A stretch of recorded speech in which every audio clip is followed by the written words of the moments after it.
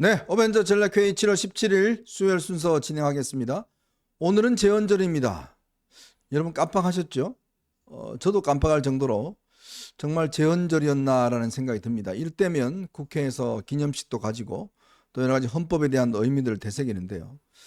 자, 지금 이 22대 국회는요, 개원식도 아직 하지 못했습니다. 아직 국회가 물론 뭐 형식적으로는 이제 지금 열려 있지만 사실상 개헌식도 못하고 있는 그런 상황입니다. 자, 그런 상황에서 이제 재헌절을 오늘 맞이를 했습니다. 정말 헌법의 가치를 우리가 제대로 지키고 있는지에 대한 정말 이 생각들을 해보게 하는 날인데요.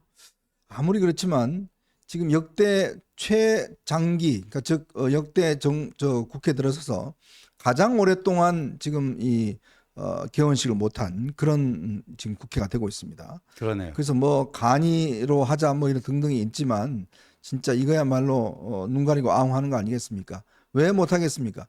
처음부터 이 우원식 국회의장에 취임한 이후에 대정부 질문도 사실은 제껴버리고 특검법을 갖다가 처리하면서 결국 국회가 이렇게 경색이 됐고, 원래 개원식을 하게 되면 대통령에 가서 이제 인사말을 하는데 이것 또한 지금 못하게 되는 그런 상황이 됐습니다.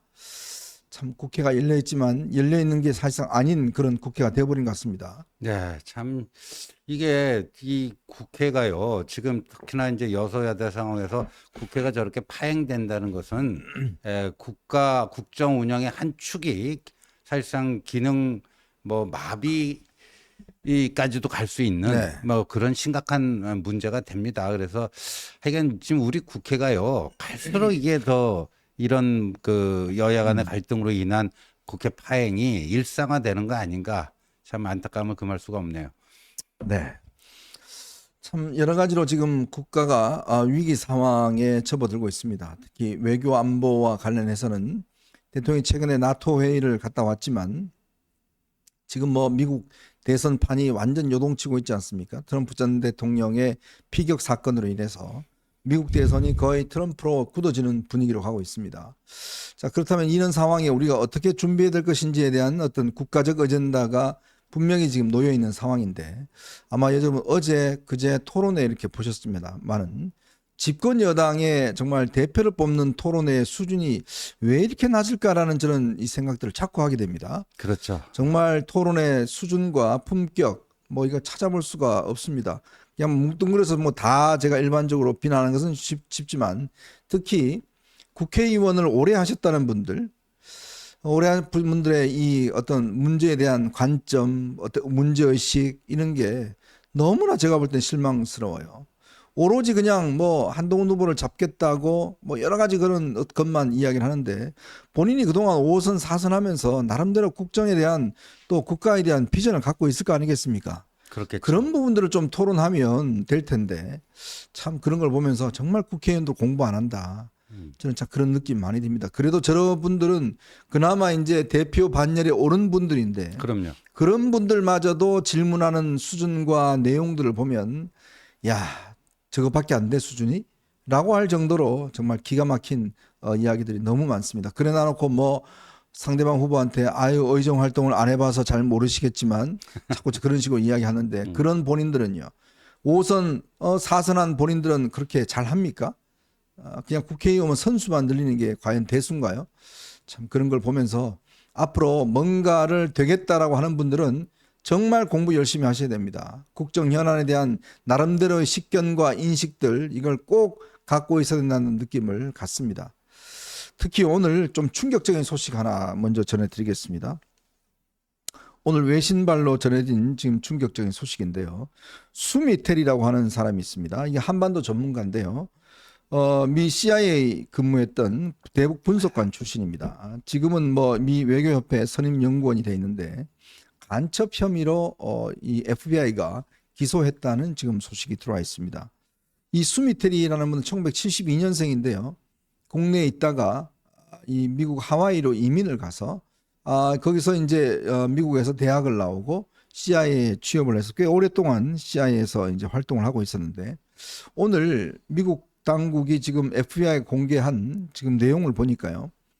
거의 10년에 걸쳐서 이 수미테리가 했던 행적들을 전부 다 사진으로 다 자료를 그러니까. 남겨놨어요. 와, 무섭더라고요. 네. 그러니까 우리가 그 간첩 수사할 때 굉장히 장기간 수사하지 않습니까? 수년에 걸쳐서 동선을 파악하고 접촉한 인물들, 나눈 대화들, 오고 간 물품들 뭐 이런 건데 저 스미테리가 그러니까 우리 그 대사관에 보면요. 공사 자리 중에 한 자리가 이제 국정원 TO가 있거든요. 그 공사 참사들이 예, 있죠. 공사 참사들이 있고 그렇습니다만 하여간 그 주미 대사관에 있는 우리 국정원 요원과 접촉을 했다는 건데 그 접촉이 할 수는 있는데 그 뭐냐면은 명품백, 명품백 저게 지금 그다음에 이제 핸드백 사서 차에 실는 장면이에요. 그렇죠. 저걸 저게. 다 저렇게 찍었어요. 예, 그다음에 대사관 넘버가 찍혀 있는 차를 타고 함께 이동했다. 네. 뭐 이런 얘기까지 나오고 있고 그 저기 현금도 뭐 받았나 보죠. NIS 저기 핸들러라는 게 보면 우리 이제 국정원 요원들입니다. 예, 책임자들인데 NIS. 예. 그 책임자들하고 이제 그 고급 식당에서 밥 먹는 장면을 찍은 거예요. 그러니까 저거를 저게 2020년 사진이거든요. 네. 그러니까 이미 제가 알기로 한 10년 전부터 추적을 한 걸로. 그렇죠. 그러니까 이분이 이제 CIA에 있으면서 우리 국정원하고 만나고 하면서 각종 어떤 대북 관련된 정보 뭐 이런 것들을 넘겨주고 뭐 대가를 받았다. 그리고 특히 이제 핸드백, 뭐 고급 핸드백이라든지 이런 걸 받고 또 식사 대접을 받았다. 미국은요, 이 그 어떤 미국에 있는 그 이 국가 요원들이 외국에 있는 사람들 저렇게 만나서 뭐 돈을 받는다든지 그다음에 과도한 어떤 걸 받는다든지 이렇게 될 경우에 다 신고하게 돼 완전히 다 신고하게 돼 있어요. 네. 그리고 미국의 전문가들이 우리나라의 그 세미나 같은 거 참석하지 않습니까? 네. 그러면요, 그 거의 이 참가비를 잘 안 받습니다. 이게 받으면 이게 문제가 되고 이걸 다 신고해야 돼요. 네. 그러니까 우리는 뭐 양주 같은 거 선물 하나 그냥 쉽게 하지 않습니까? 네. 양주 한 병 받은 거 신고 안 했다고 날아간 사람들이 엄청나게 많아요. 그렇죠. 그러니까 이게 이제 사실은 여러 가지 의미가 있는 게 왜 이거를 지금 미국이 한미 관계가 굉장히 좋은데 왜 이걸 지금 공개를 했을까? 그리고 또 수미테리라고 하는 분이 꽤 잘 알려진 대북 문제 전문가이고 또 CIA에 있었던 사람인데 이런 사람에 대한 어떤 이 사건을 왜 이제 기소를 할까라는 부분에 대한 좀 의문이 있습니다. 그러니까 왜 요 타이밍에 그러니까 10년 이상 그 장기간에 걸쳐서 추적을 해온 건 알겠는데 왜 요 타이밍에 저게 이제 공개가 되고 뭐 기소가 됐는지. 근데 이제 수미텔이라는 사람도요. 이게 보니까 2014년에 한번 거기 불려가갖고 조사를 받은 적이 글쎄 있고 말입니다. 경고도 받았다는 거 아닙니까? 한국의 국정원 요원들이 이렇게 해가지고 당신한테 뭐 금품 제공하면서 이렇게 접근해 올 수 있다. 미국 정부의 뭐 한반도 정보 이런 것들을 넘겨주기를 요구하면서 금품 제공 이런 유혹을 뭐 받을 수가 있다. 근데 그 이후에도 저렇게 했더라고요. 네. 보니까. 그러니까 수미텔이라는 사람이 좀 조심성은 좀 없고 그런 사람 같은데 근데 이제 동맹국 간에도 이런 정보가 이런 루트를 통해서 나가는 거는 이거 안 된다. 네. 그건 뭐 우리나라도 마찬가지 아닙니까? 우리나라도 마찬가지인데 저는 왜 요 타이밍에 저게 터졌을까? 한미 관계에 뭔가 이상 기류는 없는 것인가? 한번 점검해 봐야 되지 않을까 싶습니다.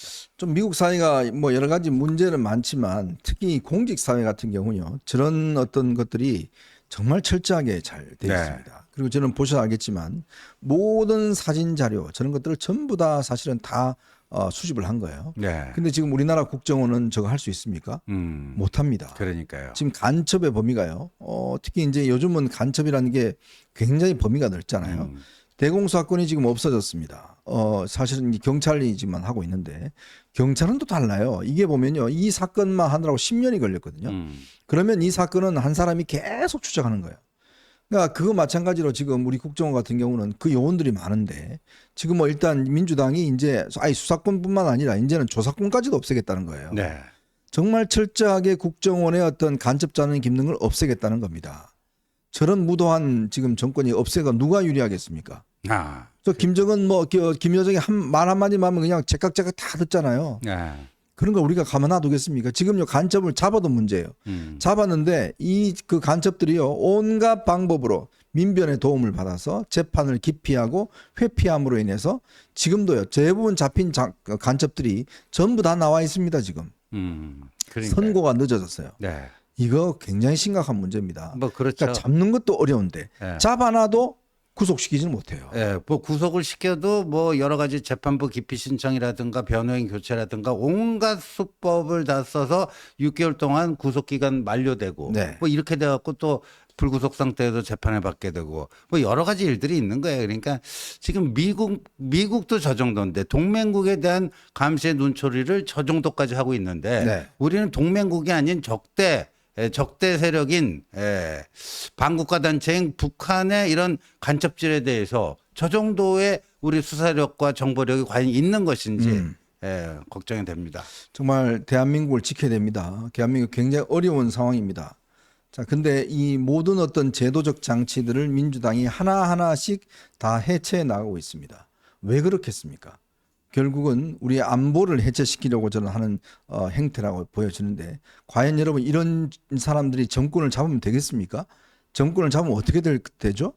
정말 심각한 대한민국이 될 겁니다. 네. 자, 그런 위기 상황에 지금 이 여당의 당대표 선거를 나서겠다는 분들이 좀 더 결의를 갖고 이런 부분에 대한 대처 방안들을 논의하고 하는 것이 저는 전당대회의 가장 핵심적인 사안이라고 보는데 맨날 문자 갖고 공격하고 무슨 뭐 배신자 이야기만 해서고 아니 세상에 뭐 아니 대통령이 무슨 뭐 왕입니까? 대통령이 하면 다 그냥 따라야 돼요? 말도 못 합니까? 비판도 못 해요? 왜 사람한테 자꾸 충성하라고 그러죠? 그러니까 우리는 사람한테 충성하지 않습니다. 그 제도와 우리 진영의 가치를 우리가 존중하는 것이지. 그것이 만약에 대통령도 어겼을 때는 강하게 비판하는 거죠. 그럼요. 수정을 해야 될 네. 것이고요.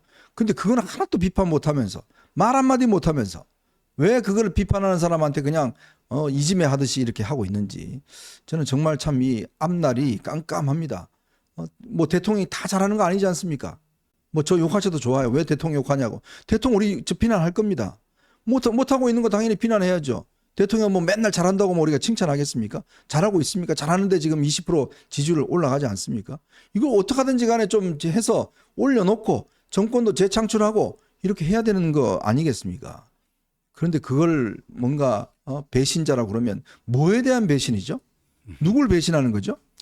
그러니까 이게 근대 시민국가는 법의 지배 아닙니까? 법의 지배의 반대가 사람의 지배예요. 네. 그러니까 과거 이제 왕정시대는 뭐 내가 곧 짐이 곧 국가다. 뭐 내가 뭐 얘기하는 게 곧 법이다. 이렇게 되는 거 아닙니까? 근데 이 법의 지배라는 거는 헌법과 법률에 입각해 갖고 통치행위를 해야 되는 거고 네. 거기에 어긋나는 경우에는 대통령이라도 탄핵되고 뭐 이런 것들이 이제 근대 시민국가 법치주의 국가의 어떤 그 기본 아니겠습니까? 그러니까 우리가 충성해야 될 것은 어떤 특정 개인이 아닙니다. 네.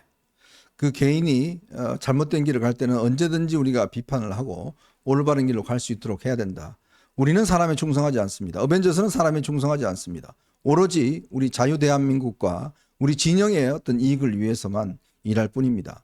그렇기 때문에 여러분들이 뭐 저한테도 많은 분들이 왜 대통령 좀 비판 많이 하냐고 그러는데 아니 비판 안 하게 생겼습니까? 지금 다들 입 다물고 있으면 뭐 잘 돼 갈 것 같습니까? 안 그렇지 않습니까?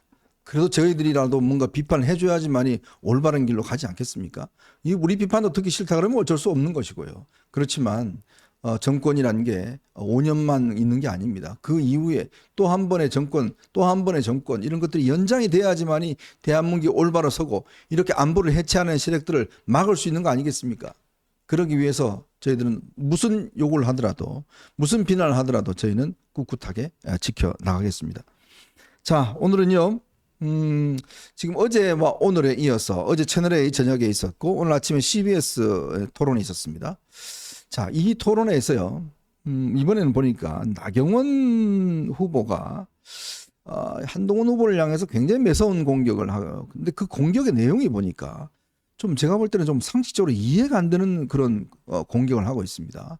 자, 그 이야기와 함께 또 여전히 양문석, 장해찬의 등을 업고 한 후보를 비판하고 있는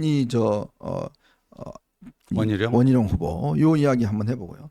오늘 권성동 의원이 그 임성근 단톡방이라고 있었습니다. 아마 무슨 뭐 골프 치자는 뭐 약속했는데 근데 이 단톡방에 그 참여해 있는 사람들 다 조사를 해보니까 전부 다 이재명 측근이고 이재명 사람들이었습니다. 정말 엄청난 정치 공작이 진행되고 있는 것 같습니다. 요 이야기도 한번 짚어보고요. 그리고 지금 뭐 야당이 검찰총장뿐만 아니라 뭐 연예인들, 가수까지 전부 다 청문회 부르겠다고 합니다. 이 이야기도 한번 해보겠습니다. 자,